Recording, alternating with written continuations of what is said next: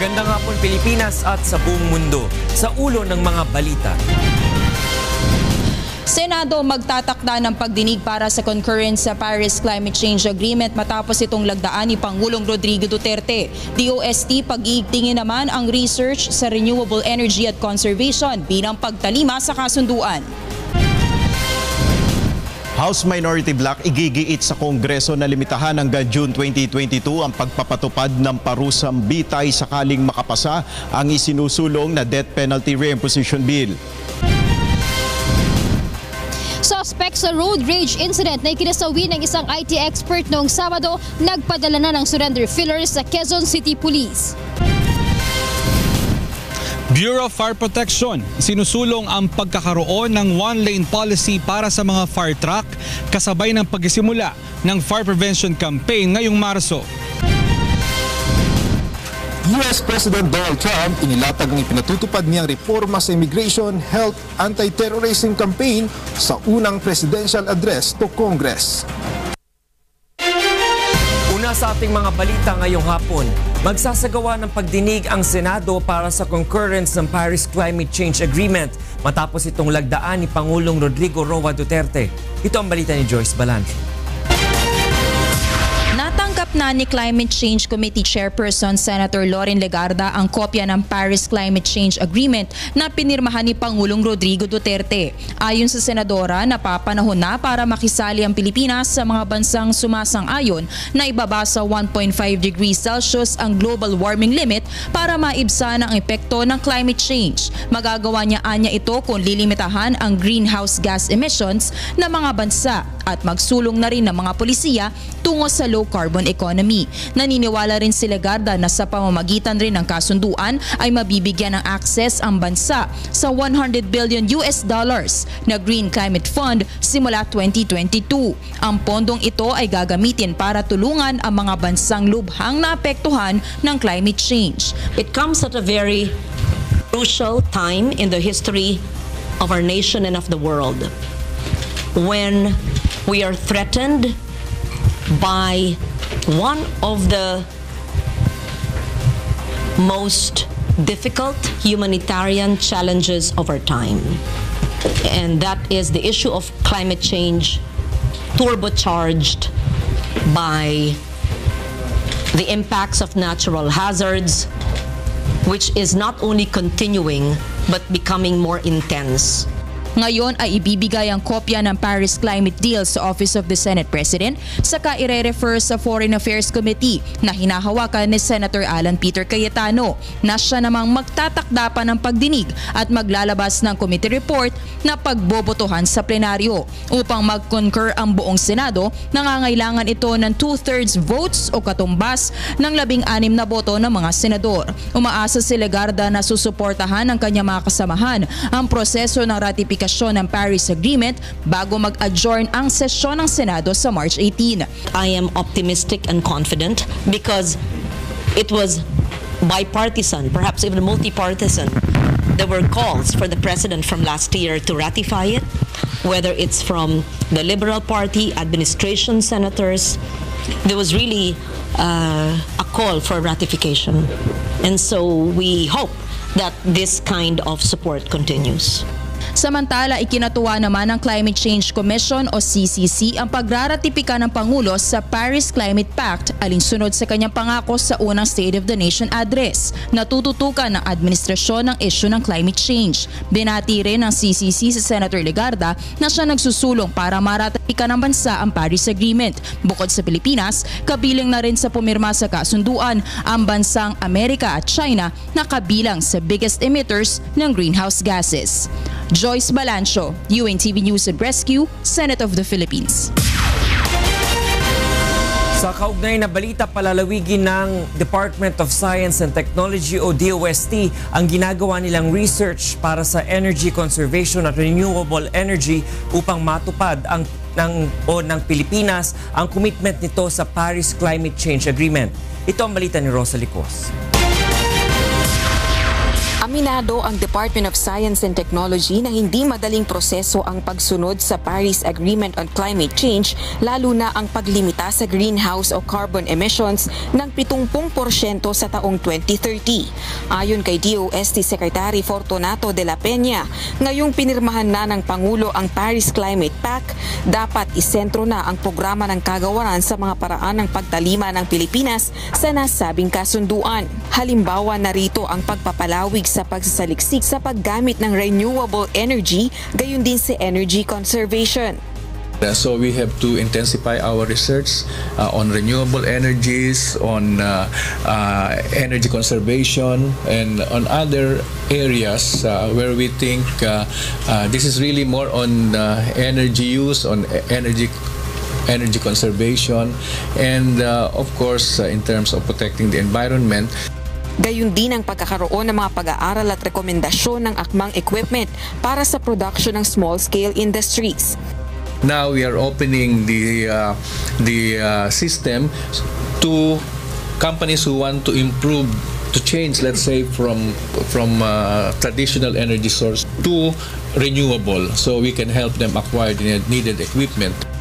Tiwala naman ang kalihim na bagaman mahirap ay kakayanin ng bansa na tuparin ang commitment nito sa kasunduang nilagdaan ng mahigit sa 170 bansa sa United Nations Framework Convention on Climate Change noong December 2015.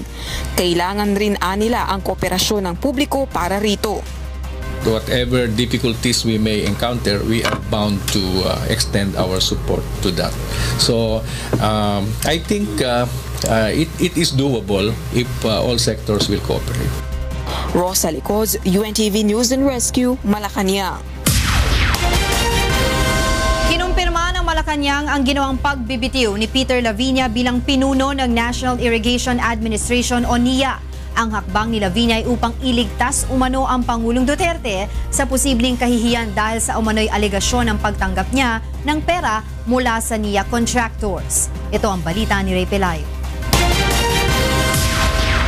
Alkalde pa lamang ng Davao City ay kasama na ni Pangulong Rodrigo Duterte si Peter Laviña. Siya ang tumayong spokesperson ni Duterte noong panahon ng kampanya, naging head ng Presidential Transition Team hanggang sa maitalang Presidential Special Assistant. Noong November 2016 ay ini-appoint naman siya ng Pangulo bilang Administrator sa National Irrigation Administration. Subalit ngayong araw, kinumpirma ng Malacanang ang pagbibitiw nito sa pwesto. NIA Administrator Peter Laviña has tendered his resignation amidst attempts to vilify, discredit, and malign him, and to spare the President from any embarrassment due to these attempts. It is with deep regret that our office receives this news and wishes him well in his next endeavors. Bago pa ang kumpirmasyon ng palasyo, inihayag na ni Laviña ang kanyang resignation sa social media at ang kanyang pagtanggi sa mga alegasyon ng korupsyon. Anya hindi niya magagawang traidorin ng Pangulo na pangunahing nagsusulong ng laban kontra korupsyon. Nagpasalamat rin siya sa ibinigay na pagkakataon ng Pangulo para makapaglingkod sa pamahalaan. Ayon naman sa isang opisyal ng NIA, maaaring isa sa mga dahilan ng pagbibitiw ni Laviña ay ang kanyang kalusugan o kaya ay ang mga irregularidad kasunod ng pagpapatupad ng mas mahigpit na patakaran sa mga kontraktor. During his time, may mga contractors kami na sinulatan na they were given warning na to fast track their project or their contract be terminated. Sa guesting naman ni Laviña sa programang Get It Straight with Daniel Rason noong January 11, 2017, sinabi nito na ang unang mandato sa kanya ng Pangulo ay reviewin ang mga pinasok na kontrata ng NIA. Mukhang may monopolya daw yata ng mga kontratista dyan sa NIA. Nasilip niyo na ho ba yan? Well, nakita ko nga, napansin ko na parang iilang mga big contractors lang nakakasali, no? At nananalo sa mga projects sa NIA. Yes. Napag-alaman ko talagang very limited ang sumasali. Kaya nga policy natin ngayon talaga open bidding. May mga gumagamit din umano sa kanyang pangalan para mangolekta ng pera. Huwag ho kayong maniniwala sa mga nung kwento. Paano natin may bibigay kung hindi sila sumali in the first place? Di ba? Pero marami dyan gumagamit ng ating pangalan. Yes. Ginagamit ang pangalan ng NIA. Nagpa-promise na meron daw sure na kontrata mabibigay sa kanino, ganito, ganyan. Sa ngayon ay papalit muna bilang OIC ng NIA si Deputy Administrator Estrella Icasiano. Matunog namang papalit kay Lavinia bilang NIA Chief ang dating Chief of Staff ng AFP na si Ricardo Visaya. Ray Pelayo, UNTV News and Rescue, Quezon City. Ilalabas na ng Malacanang ang draft ng executive order na nagbabawal sa pag-convert sa mga lupang sakahan para maging subdivision at industrial park sa loob ng 2 taon. Ito ang balita ni Aga Kaakbay. Malapit nang ilabas ng Malacanang ang executive order na magbabawal sa pagtanggap ng mga bagong aplikasyon para i-convert ang mga lupang sakahan sa subdivision at industrial park sa loob ng 2 taon. Sa isang statement, sinabi ni Presidential Spokesperson Ernesto Abella na nasa ika-4 na bersyon na ang draft ng EO at pinag-aaralan ni Executive Secretary Salvador Medialdea. Matatanda ang una ng sinabi ni Department of Agrarian Reform Secretary Rafael Mariano na ito ang nais ni Pangulong Duterte upang matiyak ang food security ng bansa. Inihayag rin ni Secretary Mariano na pinamamadali na ni Pangulong Duterte ang proseso ng reformang pang-agraryo para sa mga magsasaka. Katunayan, 2 beses na umanong pinupulong ng Pangulo ang Presidential Agrarian Reform Council, bagay na hindi nagawa ng mga nakaraang administrasyon sa nakalipas na 10 taon. Yun nga pong nakatakdang susunod na pulong ng Presidential Agrarian Reform Council sa April 28, ang sabi po ng Presidente na nagsilbing direktiba na niya, ay paagahin natin yan. Kabilang din anya sa tagubili ng Pangulo ay ang pagbibigay ng ayuda para mapataas ang produksyon at kabuhayan ng mga magsasaka. Bukod sa agrarian reform ay napag-usapan din ang planong pagbabalik ng pondo ng coco levy sa mga small coconut farmers at pagbabalik ng free irrigation system. Sa ulat ng DAR, sa 28,072 hektaryang lupa na may 23,440 agrarian reform beneficiaries mula January hanggang December 2016, 15,700 hektaryang lupa na ang kanilang naipagkakaloob sa mga magsasaka sa ilalim ng Administrasyong Duterte. Aga Kaakbay, UNTV News and Rescue, Quezon City. Igigiit ng House Minority Group na limitahan lamang hanggang June 2022 ang pagpapatupad ng parusang bitay sa bansa sakaling tuluyan ito makapasa sa Kongreso. Ito ang balita ni Nel Maribohok. Tuluyan ng tinanggal ang plunder, treason at rape sa mga krimen na maaaring mapatawan ng parusang kamatayan. Ito ay matapos maihain ng House Majority Bloc ang kanilang amyenda sa ilang probisyon ng Death Penalty Reimposition Bill. Sa substitute bill, ililimita na lamang sa drug-related offenses ang pagpapataw ng bitay. Kabilang narito ang pag-aangkat, pagbebenta at paggawa ng illegal na droga, gayon din ang pagtatanim ng ebidensya ng illegal drugs. Hindi naman kabilang sa maaaring patawan ng bitay ang mga kaso ng illegal possession ng mga pinagbabawal na gamot. May provision rin ang substitute bill na ang court judge ang mamimili kung anong paraan isasagawa ang death penalty, kung big T, firing squad o lethal injection. Kaugnay nito, tanggap na ng minorya ang posibilidad na papasanan ng tuluyan sa plenaryo ang panukala, ngunit ipipilit pa rin nilang maipasok ang iba pang amyenda sa panukala. Tulad ng sunset provision kung saan nakasaad na hanggang sa termino lamang ni Pangulong Rodrigo Duterte o hanggang June 2022 maaaring maipatupad ang parusang kamatayan. At dahil wala kami numero, at least limitahan natin yung panahon kung kailan po pwede magpataw ng death penalty. I will be a member of the BICAM. I will insist on the sunset provision. Inaasahan na bago mag-break ang session ng lower house sa March 18 ay maaaprubahan na ang Death Penalty Reimposition Bill sa third and final reading. Nel Maribohok, UNTV News and Rescue, House of Representatives.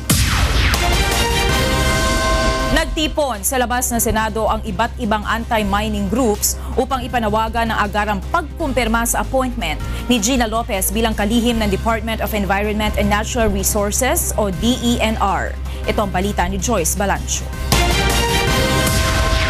Mahigit 3,000 katao mula sa iba't ibang anti-mining groups ang nagmarch sa papuntang Senado kaninang umaga upang ipanawagan ang agarang pagkukumpirma kay Gina Lopez bilang kalihim ng Department of Environment and Natural Resources. Bitbit nila ang placards, streamers at watawat na nagpapahayag ng mariing pagkondena sa pagmimina sa bansa, isang bagay na isinusulong din ng kalihim. Kabilang sa mga grupong dumating ay ang Sanglakas, Greenpeace, Alyansang Tigil Mina, Save Sierra Madre, pati na rin ang ilang mga magsasaka at mangingisda na galing pa ng Batangas at Mindoro. We would like to push for the confirmation of Secretary Gina Lopez. Despite the postponement of the meeting of the CA, yung position ng different organizations, hindi lang environmental organizations but people's organizations, farmers, fisher folks, will stay. It will never change. Dumating naman si Secretary Lopez sa rally upang pasalamatan ang mga sumusuporta sa kanya. Yung laban, hindi tukol sa akin. Para ito sa kalikasan, sa ating kinabukasan, at ito ang sobrang confidence ko na kung alagaan ang kalikasan, na may pakinabang ang lahat, doon manggagaling ang kinabukasan ng bansa. Nagpahayag din ng suporta si Senator Loren Legarda na miyembro ng Committee on Environment and Natural Resources ng CA sa mga adhikain ng kalihim. We're trying to convince the others to help support her. Of course, that's another matter in the commission appointments, and I hope that she would continue what she's doing even beyond the issue of mining.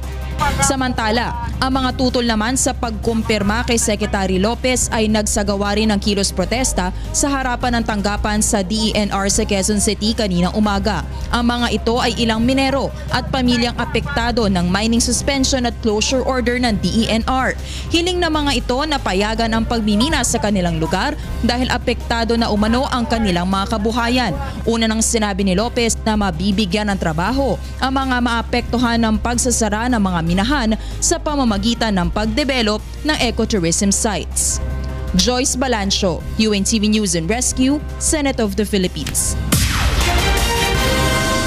Susunod sa ito ang balita.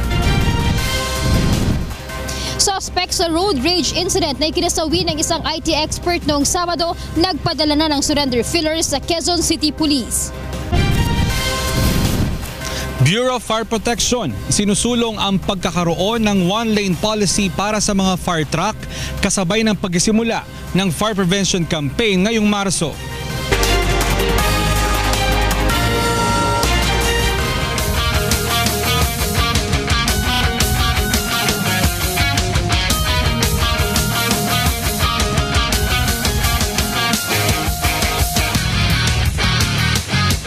This coming March, brace yourselves for the much-awaited best-of-3 championship series of UNTV Cup Season 5. Anong team ang magkakamit ng inaasam na kampyonato ng UNTV Cup? Anong koponan ang makapagbibigay ng 4 million pesos sa kanilang chosen charity? Magkakaalaman na.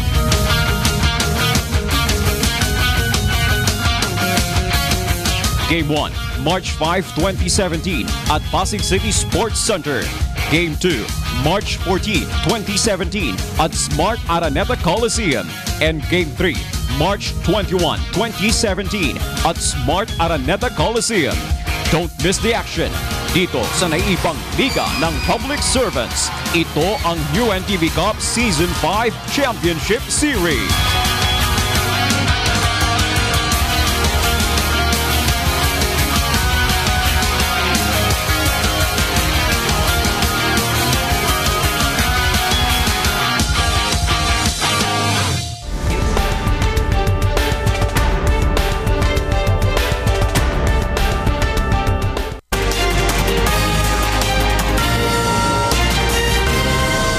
Nagpadala na umano ng surrender fillers sa Quezon City Police ang suspect sa pagpatay sa isang IT expert sa road rage incident noong Sabado. Ito ang balita ni Grace Cassie. Kinumpirma ni Quezon City Police Director Police Chief Superintendent Guillermo Elezar na anumang oras ay maaari nang sumuko ang sospek sa pagpatay sa rider at IT expert na si Anthony Mendoza noong Sabado sa D. Tuazon Street, corner Quezon Avenue. Ayon kay Chief Superintendent Elezar, nakipag-usap na sa kanilang abogado ng sospek na si Fredison Atienza para alamin kung ano ang mga dapat nilang ihanda oras na sumuko na ang kanilang kliyente. Gayunman, walang sinabi ang abogado kung kailan planong sumuko ni Atienza. Merong pumunta doon na lawyer niya, requested by the family na makapag-usap sa amin to explore kung ano ang mga dapat gawin. Na-recover na rin ng QCPD ang puting Toyota Land Cruiser na may plate number AHA 3458 na umano'y gamit ng sospek nang mangyari ang insidente. Una na ring napag-alaman ng QCPD na expired na ang caliber 45 STI pistol at Glock 9mm pistol na nakaregister sa pangalan ni Atienza. Sa ngayon, patuloy ang ginagawang manhunt operation sa suspect. He is considered now as armed and dangerous. Tiniyak naman ng QCPD na oras na maayos ang kaso laban sa mga suspect ay sila mismo ay magsasampa nito. Muli namang nagpaalala ang QCPD sa mga motorista para makaiwas sa road rage. Isipin natin sa mga motorista na walang lugar ang yabang at tapang sa lansangan. Grace Casin, UNTV News and Rescue, Camp Crame. Handa ang sandatahang lakas na magpatupad ng tigil putukan sa Davao City kasunod ng pagpayag ng New People's Army o NPA sa alok ng Davao City Government na makipag-usap sa rebeldeng grupo. Ito ang balita ni Victor Cosare. Itinuturing na welcome development ng Eastern Mindanao Command ng Armed Forces of the Philippines ang positibong tugon ng New People's Army sa alok na pag-uusap ng Davao City Government. Sa isang statement noong nakaraang linggo, sinabi ni Davao City Mayor Sara Duterte Carpio na meron siyang plano subalit nais muna niyang pakinggan ang rebeldeng grupo. Nilinaw din ito na limitado lamang sa kanyang nasasakupan sa Davao City ang maiaalok sa mga rebelde. Ginawa ng alkalde ang pahayag matapos ang serya ng pag-atake ng rebeldeng grupo sa mga lugar na sakop ng 3rd District ng Davao City kung saan 2 sundalo ang nasawi. Sa isang statement nitong linggo, sinabi naman ng tagapagsalita ng NPA Southern Mindanao na bukas sila sa alok ni Mayor Duterte. Ayon kay Brigadier General Gilbert Gapay, ang commander ng Joint Task Force Haribon na nakakasakop sa Davao City, handa silang suportahan ang magaganap na localized peace talks. Kasi ngayon tuloy-tuloy yung all-out operations natin against the NPAs, and we could ease up the pressure if only to give way to this peace offer ng ating mahal na mayor.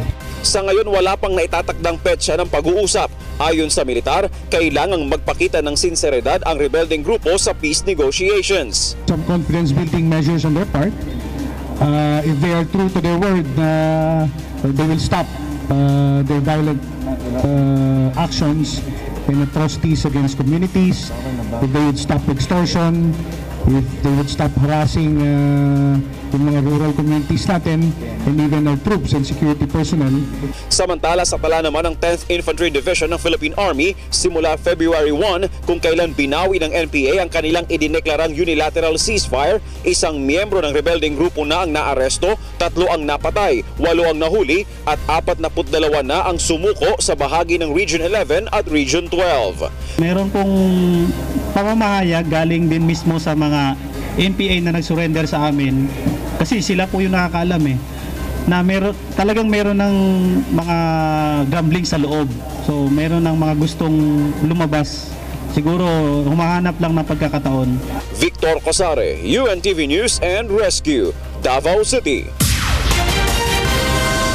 Kumbinsido si Philippine National Police o PNP Director General Ronald Bato de la Rosa na may kinalaman sa illegal na droga ang panibagong banta na Maute Group sa kanyang buhay. Ito ang balita ni Grace Casin. Dinitalya ni PNP Chief Director General Ronald de la Rosa ang umano'y tangkang pagpatay sa kanya ng Maute Group.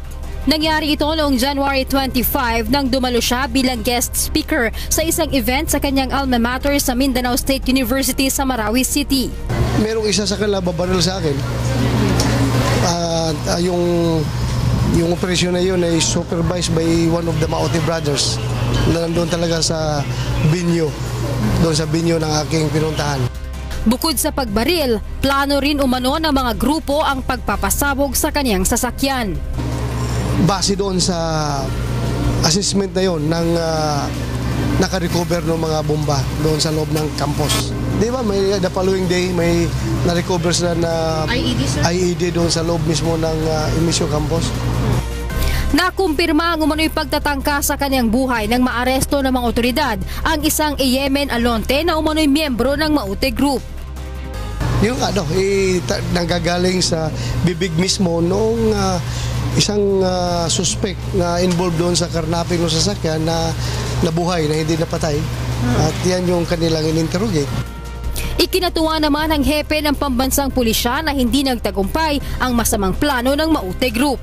Nakita doon lang na heavily guarded ako dahil nga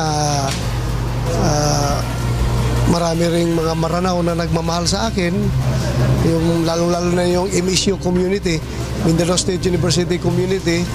They were very happy na nandun ako sa aming campus. Kumbinsido ang general na may kinalaman sa droga at trabaho ang motibo ng planong asasinasyon. This Maute Group is being fed with drug money, di ba? Nabubuhay ito sa drug money. Then maybe nasaktan sila sa ating drug war. So that's my own opinion only. Tiniyak naman ng PNP chief na hindi siya natatakot at mas lalo pang hihigpitan ang kampanya kontra droga at mga terorista. Alam ko hindi ako papabayaan ni Lord. God is always with me wherever I go. Grace Casin, UNTV News and Rescue, Camp Crame. Inamin ng Armed Forces of the Philippines na nahihirapan sila sa ginagawang pagtugis at rescue operation sa mga bihag ng Abu Sayyaf dahil sa kultura ng mga komunidad na nakapalibot sa kuta ng bandidong grupo. Sa ngayon, 25 dayuhan at 6 na Pilipino pa ang hawak ng ASG. Ito ang balita ni Joan Nano. Matapos ang nangyaring pamumubat sa German national na si Jürgen Kantner ng teroristang grupong Abu Sayyaf, nasa 25 mga dayuhan at 6 na Pilipino pa rin ang nananatiling bihag ng bandidong grupo. Batay sa impormasyon na hawak ng Armed Forces of the Philippines, kabilang pa rin sa mga hostage ng Abu Sayyaf ang 12 Vietnamese nationals, 7 Indonesian, 5 Malaysian, 1 Dutch national at 6 na Pilipino. Bagaman tuloy-tuloy ang mga isinasagawang military operation, aminado ang AFP na hirap silang masupil ang mga ito dahil sa kultura ng mga komunidad sa paligid ng kuta ng teroristang grupo. Paliwanag ng AFP, hindi sakop ng kanilang kapangyarihan ang pagkontrol sa komunidad, maliban na lamang kung magdeklara ng martial law ang Pangulo o isailalim sa state of emergency ang isang lugar. At hirap talaga hanapin kasi kasabwat na nila lahat eh. Yung bawat baryo na may isang bahay dyan na hindi mo sa silong nila may isang nakatago, so it's not easy because it has been a culture, parang cottage industry na sinusuportan. Sige, magkakamag-anak yan eh. Kaugnay nito, inilunsad naman ng AFP ang kanilang Integrated Area Development Plan na layong palakasin ang ugnayan ng militar sa lokal na pamahalaan, partikular sa Mindanao. He is trying to have the whole government agencies team up to address the systemic needs or systemic problems of the place. Hindi po malulutas ng batas ng military solution lamang ang mga problema po dito sa lugar na ito. Malalim na ang ugat ng pinagmumulan ng mga problema ito. Sa lalim nito, ang tingin ng tao sa kidnap for ransom ay isang cottage industry na, isang kabuhayan. Samantala, isang task force na rin ang binuo ng AFP para sa paghahanap ng mga labi ng pinugutang German national ng Abu Sayyaf. Joan Nano, UNTV News and Rescue, Manila. Magre-recruit ng halos 14,000 bagong sundalo ang Philippine Army ngayong taon upang punan ang mga bakanteng pwesto sa kanilang hanay sa gitna ng pagpapaigting ng operasyon kontra Abu Sayyaf at New People's Army. Ito ang balita ni Brian De Paz. Kasabay ng mas pinaigting na kampanya ng pamahalaan laban sa mga teroristang grupo gaya ng Abu Sayyaf at New People's Army, nangangailangan ng karagdagang puwersa na aabot sa 13,910 na bagong mga sundalo ngayong taon ang Armed Forces of the Philippines. Kabilang rin sa mga pwesto na kailangan ng bagong sundalo ay sa Army Infantry, Artillery Units, Engineering, Communication, Logistics at iba pang administrative functions ng Army. Just a fill up, as I said. No, it will just make our job easier in the meantime kasi it's economy of scale. Kung 5 sundalo yung lumalaban, na dapat 10 sila, siyempre di times 2 yung effort nila. Ang matatanggap sa recruitment bilang candidate soldier ay tatanggap ng buwanang kita na 16,852 pesos. Kapag enlisted na bilang bagong private ay aakyat na ito sa buwanang kita na 23,204 pesos.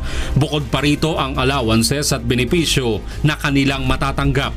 Prioridad ng Philippine Army sa recruitment ang mga nagtapos ng kursong Military Science 43 at Advanced ROTC, college graduates na may 72 units pataas. Pwede rin ang high school graduate pero dapat nagtamo ng technical at vocational skills na kinakailangan sa Philippine Army. Ang mga aplikante ay maaaring magtungo sa Army Recruitment Centers sa Fort Bonifacio para sa Metro Manila, Camp Lapu-Lapu, Cebu City at Camp Evangelista sa Cagayan de Oro. Inaabisuhan ang mga aplikante na magdala ng identification cards, NBI clearance at iba pang hinihinging dokumento. Para sa iba pang impormasyon at requirements ukol dito ay maaaring bumisita sa website ng Philippine Army na www.army.mil.ph. Brian De Paz, UNTV News and Rescue, Taguig City.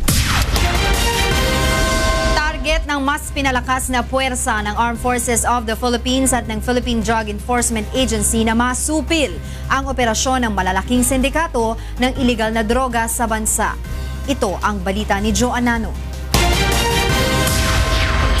Tututukan ng Philippine Drug Enforcement Agency at ng Armed Forces of the Philippines ang pagsugpo sa operasyon ng malalaking sindikato na nasa likod ng bentahan ng iligal na droga sa bansa. Ito'y matapos na lagdaan kahapon ng PIDEA at ng AFP ang isang kasunduan na magpapalakas sa ugnayan ng dalawang ahensya upang mapaigting pa ang anti-illegal drug campaign ng pamahalaan. We assure the public that we will not go to the street level kind that has been linked to Tokhang. Hindi po yan. Ang tinatarget po natin sa pagkakaroon ng partnership na ito ay yung malakihang sindikato.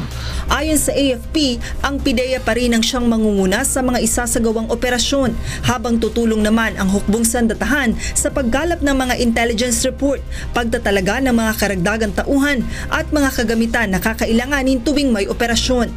So support ang aming role sa PIDEA in terms of information gathering, information sharing, and provision of forces in areas that they will require forces and equipment to carry out an operation.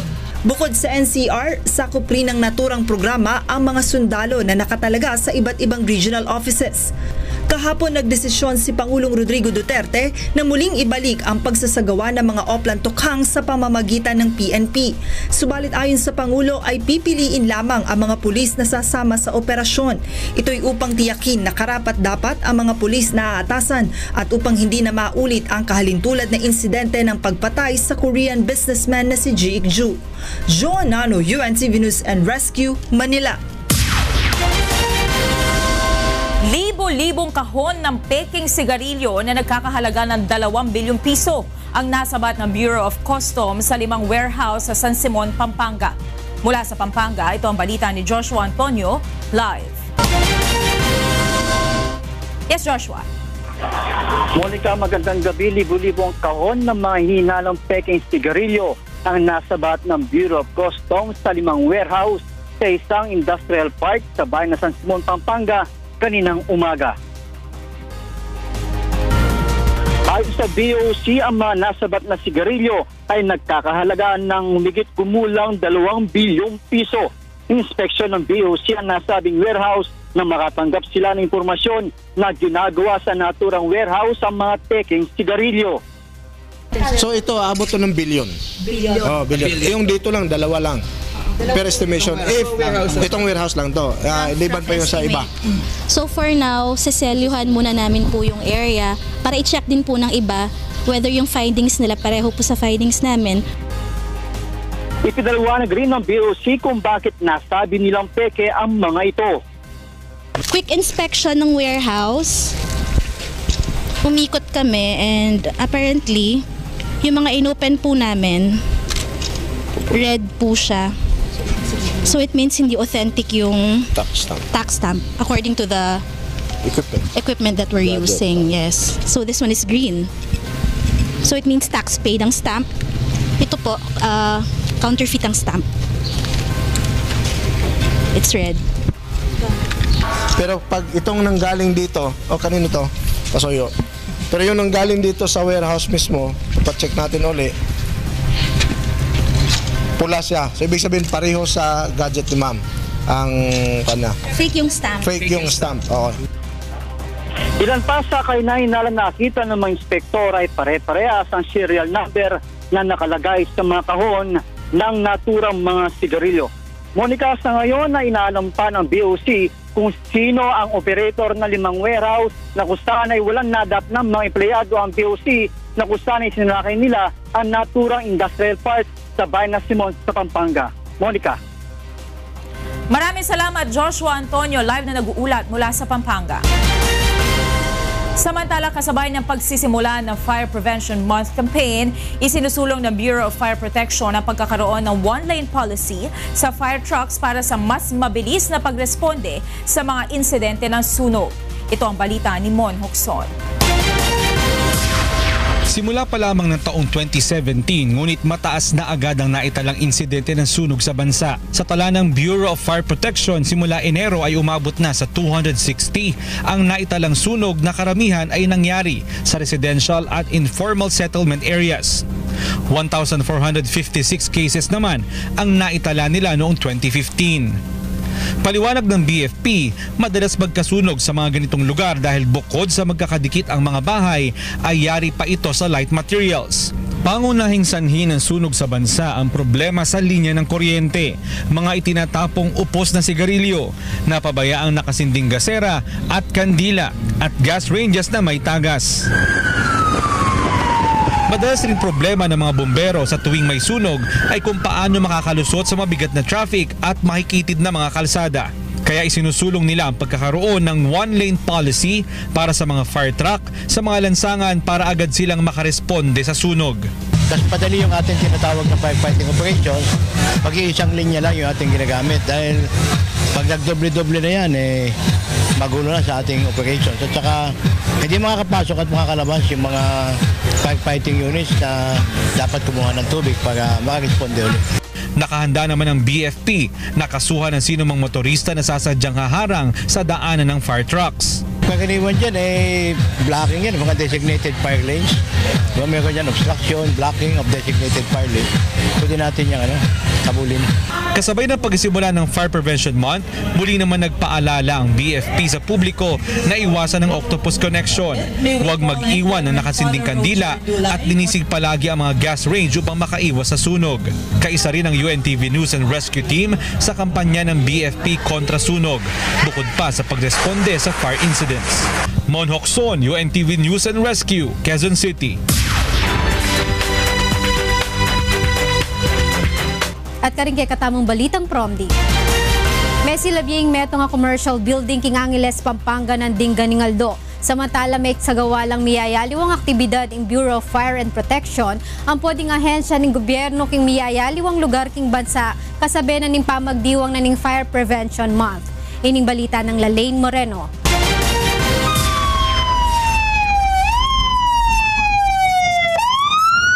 Sabayang nagpatunog ng sirena ang mga fire stations sa Legazpi City bilang hudyat sa pagsisimula ng Fire Prevention Month. Nagsagawa ng motorcade ang local government agencies, fire volunteer, tri-media at ilang estudyante ng Bicol University para tumulong sa information and dissemination upang makaiwas sa sunog. Sana simulan natin sa pamamahay yung pag-iingat.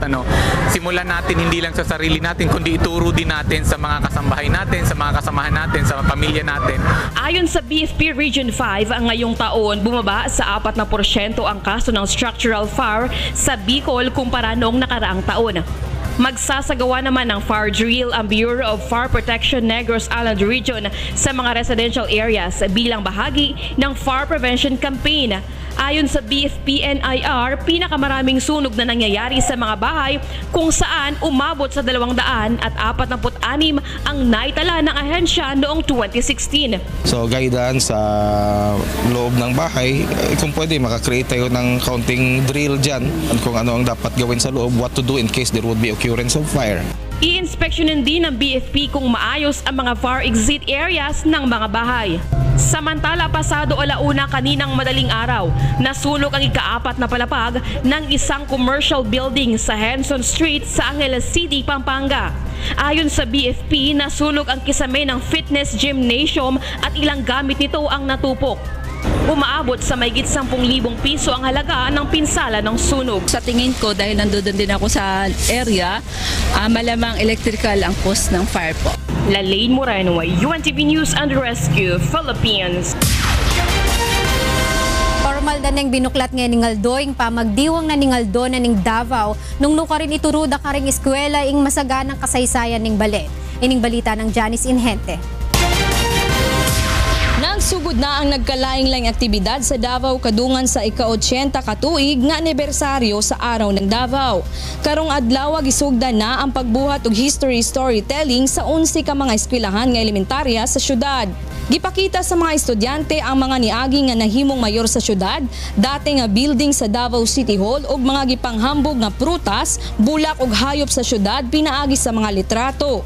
We start with the young because fresh pa ito lahat sa mind nila. And then we teach them about the history of Davao and then eventually go to the extent na bakit ako Davaoenyo? Davaoenyo ako kasi disiplinado ako.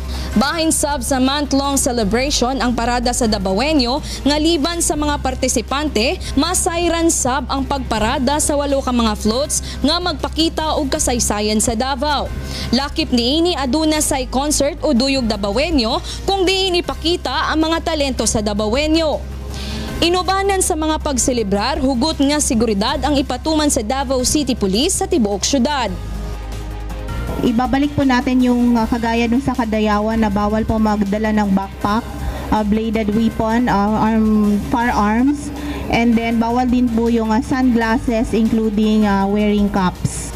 Gikalipay sab sa mga Davaoenyo ang pagdeklara sa Malacañang nga himuong special non-working holiday sa Marso 16-17, 2017. Janice Inhente, UNTV News and Rescue, Davao City. Libo-libong residente nga sa pandaking gewarang medical mission king lokal a gobyerno ning Cabanatuan City. Ining balita ng Danny Monar. Libo-libong mga Cabanatueño mula sa 89 na barangay ang pumila sa NFA compound sa Cabanatuan upang makapag-avail ng libreng gamot at medical consultation sa isinagawang medical mission ng Cabanatuan City Government. Mahigit 30 doktor at mga volunteer nurses ang nakiisa sa serbisyo publiko. Kabilang sa mga serbisyong ipinaglingkod ay ang libreng health and dental check-up. Sumailalim din ang mga pasyente sa isang maikling seminar hinggil sa kung papaanong maiiwasan ng mga sakit ngayong darating na tag-init. Maliban sa libreng check-up, pinagkalooban rin ang mga mahihirap na residente ng libreng gamot at vitamins. Laking pasasalamat naman ng mga residente dahil sa malaking tulong na ibinigay sa kanila nakapos sa buhay. Para sa amin pong mahihirap, malaking tulong po ito. Kasi po sa bilihing mahal na gamot ngayon dito sa ating mga butika, hindi po natin kayang bumili ng sa presyo lang ng kanilang mga gamot. Nagpapasalamat ako kay Mayor J. Vergara at sa bumubuo ng medical mission na ito. Malaking tulong sa mga taong mahihirap. Danny Monar, UNTV News and Rescue, Nueva Ecija. At yan ang kakatamong balita, iba't king miyayaliwang lugar, king kakatamong bansa. Ako Iftima Salonga Gloria, Maya Pabengi.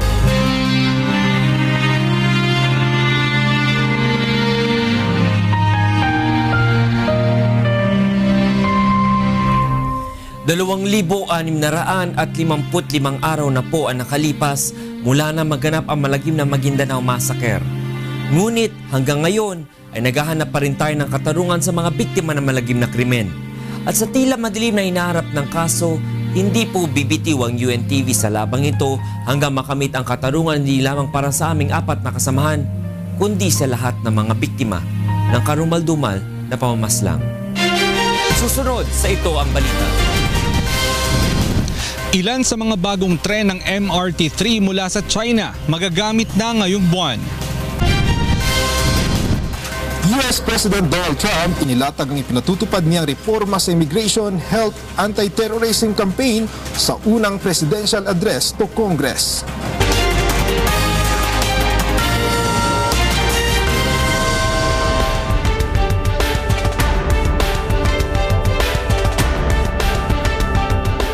Ito ang balita. Would like to... Inaasahang mas mapapabilis na ang biyahe ng mga pasahero sa MRT Line 3 dahil sa mga bagong tren na maaari na magamit ng publiko simula ngayong buwan.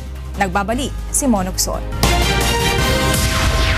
Malapit nang matapos ang isinasagawang final testing sa ilang bagong Dalian trains ng MRT Line 3.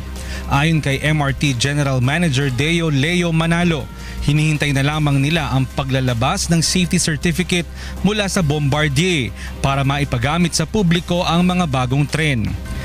Inaasahan namin na within the month of March, mapagana na natin dahil malaki po ang kakulangan ng MRT3 sa number of trains operating. So sana as soon as possible, mapatakbo na natin.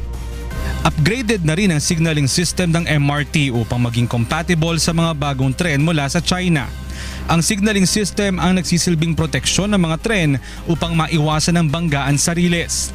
Kasalukuyan na rin ina-upgrade ang power supply ng buong MRT mula sa 750 kV hanggang 1,500 kV upang mapatakbo ang mas maraming tren.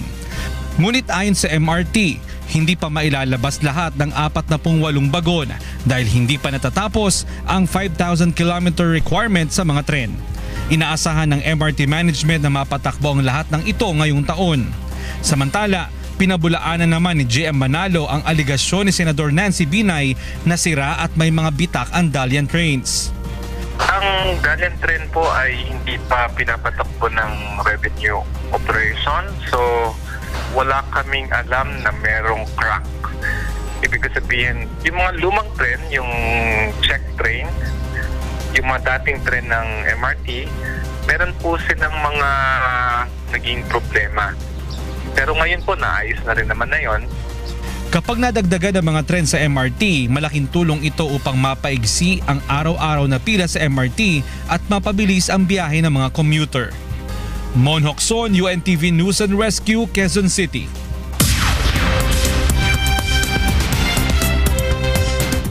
And for the news abroad, U.S. President Donald Trump laid out his agenda for the next year in his first address to the joint session of Congress. RJ Alavaso reports. U.S. President Donald Trump said on Tuesday he was open to broad overhaul the U.S. immigration system, a shift from his hardline campaign rhetoric as he made his first speech to Congress following the turbulent and first month in office.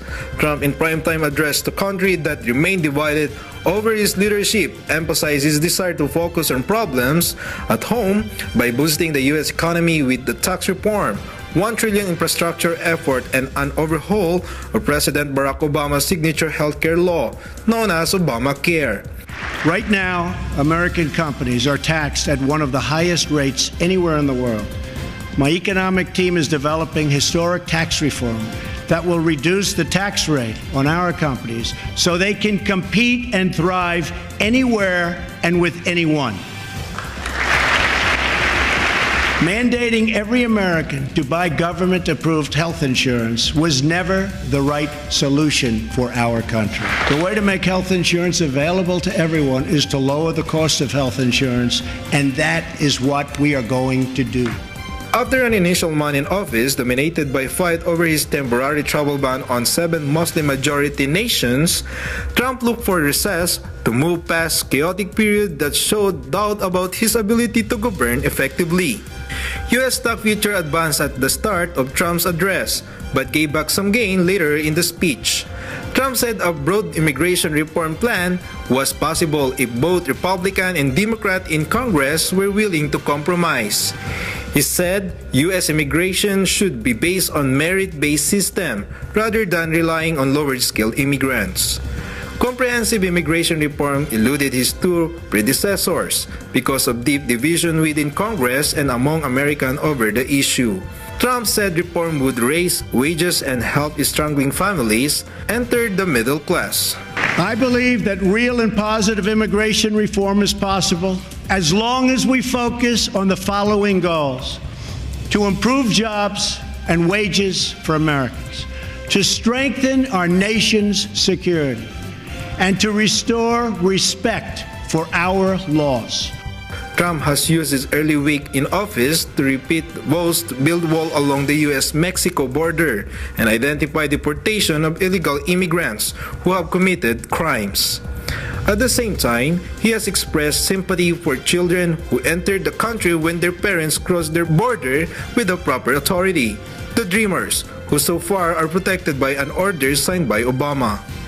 Trump voiced a need to persuade Americans to rally behind his agenda after a bitterly fought election, but he made his argument in terms of getting behind his effort for a new chapter of American greatness. RJ Alavazo, UNTV News and Rescue, Hawaii, USA. Two female suspects accused of attacking Kim Jong-nam in Malaysia, which led to his death, were charged with murder on Wednesday. If convicted, Indonesian Siti Aisyah and Doan Thi Wong of Vietnam could face a death penalty. The two women were captured on surveillance video at the airport, placing their hands on Nam's face. According to Malaysian police, the man was killed by the deadly VX nerve agent. The two women have said they thought they were participating in a prank, but the police have rejected this claim. Colombia's Marxist FARC rebels confirmed they will begin surrendering their weapons to the United Nations now that almost 7,000 of them have reached designated demobilization zones around the country. The Revolutionary Armed Forces of Colombia, or FARC, signed a peace agreement with the government late last year to put an end to Latin America's longest-running armed conflict, which killed more than 220,000 people and displaced millions. Some members of the FARC and the United Nations had raised the possibility of delaying the disarmament process while logistical problems in the camps are resolved, from sanitation to providing basic living quarters. The rebels are expected to have turned in all their weapons by June, President Juan Manuel Santos said. And those are the stories making headlines from around the world. I'm Darlene Basingan. Good evening.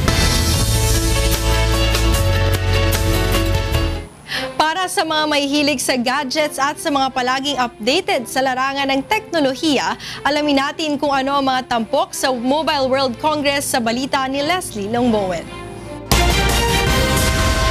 Dinumog ng libo-libong technology enthusiasts mula sa iba't ibang bansa ang pinakamalaking annual mobile technology trade show sa Barcelona, Spain. Dito ipinamalas ng iba't ibang kumpanya ang potensyal ng immersive technology, gayon din ang multiple applications ng pinagsamang Internet of Things at 5G networks. Patok sa mga lumahok sa Mobile World Congress ang ginawang gimmick ng Samsung. Gamit ang latest gear virtual reality headset nito, kahit nasa limitadong espasyo ay nagmistulang nasa amusement park ang mga sumubok nito. Tulad na lamang ng roller coaster rides, skeleton run at acrobatic flight simulator. Agaw spotlight naman ang 5G technology na may latency-free connection at high-speed data transfer. We could see the first 5G test networks going live this year. Then we're going to see this enormous race, almost a bit of a kind of global arms race to get 5G out there first. And it won't be something you walk around with. It's going to be a bit of a while before you see 5G on a smartphone. But by 2019, 2020, there will definitely be devices out there.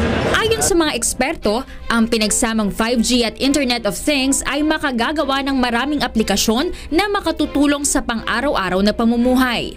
What we're showing is how the connectivity has evolved from smartphones and tablets now to connectivity into cars, industrials, consumer goods, wearables. All sorts of things are now being connected. Samantala, tampok din sa Mobile World Congress ang paglalagay ng iris recognition software sa smartphone processors. Ayon sa iLock, kaya nitong ma-assess ang 240 characteristics ng mata at maaaring gumana hanggang sa layong 60 centimeters. Kaya rin ng eye scanner na matukoy ang totoong mata kumpara sa larawan lang. Dahil dito, naniniwala ang iLock na maaaring magamit ang naturang teknolohiya sa bank transactions at purchases sa pamamagitan ng smartphone. In the next, 2 years, every smartphone in the world is going to have a biometric on it. And we believe it's going to have a combination of fingerprint and iris because they make a natural mesh and they're useful for different things. Iris for the mathematical precision, fingerprint for some usability. Tatagal ang Mobile World Congress hanggang sa March 2. Leslie Longbowen, UNTV News and Rescue.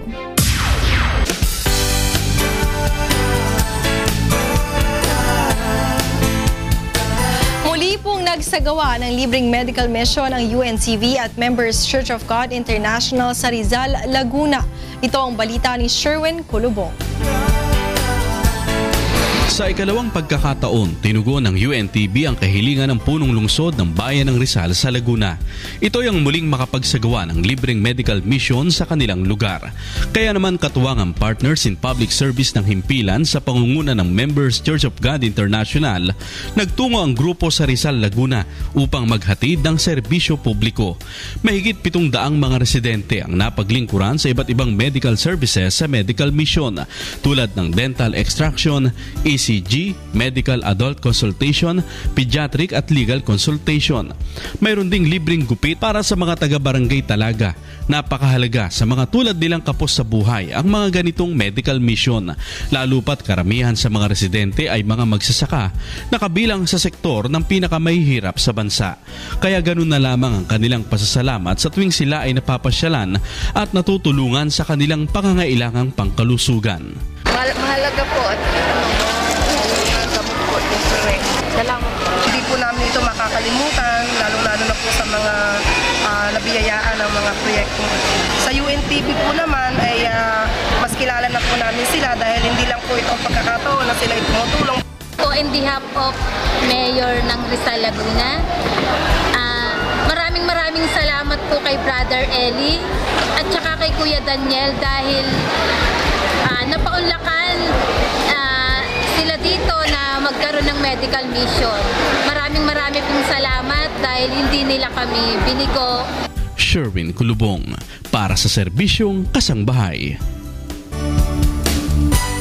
At yan ang ating balita sa technology at public service ngayong gabi. Ako po si Talia Javier. Balik sa inyo, Atty. Reg, Angela, and Monica. Maraming salamat, Talia. At yan po. Wala. At yun po naging kabuuan ng ating balitaan ngayong gabi. Alam ko na kasi unang araw ng March. Oo, yan. Happy March. Kala ko sasabihin ni Monica, happy weekend. Midweek pa lang. Aming inilahad ang buong katapatan kung paano namin nasaksihan. Kayo po'y makapagtitiwala ng aming nakita at narinig ang aming ibinabalita. Magandang gabi.